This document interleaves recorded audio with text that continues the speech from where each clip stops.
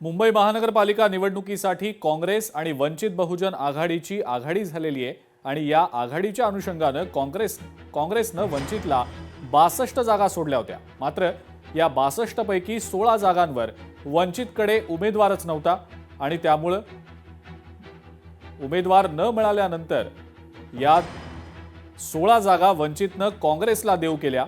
पण ऐन वेळेला या जागा देऊ केल्यानं काँग्रेसनं सुद्धा त्या ठिकाणी उमेदवार उभा करण्यासंदर्भात असमर्थता दर्शवल्याचं समजतंय आणि म्हणूनच या 16 ठिकाणी उमेदवार न मिळाल्यानं ठाकरे बंधू यांचे उमेदवार आणि महायुती यांचे उमेदवार अशीच लढत पाहायला मिळेल।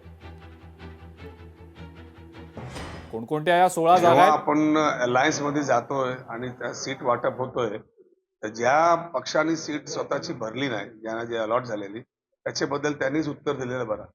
परंतु ज्या ठिकाणी 16 जागा तुम्हाला ऐन वेळेस परत केल्या रात्रीच्या वेळेस, त्यावेळेस मात्र तुम्ही त्या 16 जागांवरती अधिकृत काँग्रेसचे उमेदवार दिले की तुम्ही त्या ठिकाणी तुमचे उमेदवार भरले नाहीत की अपक्षांना तुम्ही पाठिंबा देणार? त्या संदर्भात अजून माझ्याकडे पूर्णपणे माहिती नाही की किती जागा आम्हाला देण्यात आली, किती परत केले होते, त्यामध्ये आम्ही भरलं नाही भरलं, समर्थन दिलंय, त्याचा व्यवस्थित अभ्यास करून मी आपल्याला बोलतो।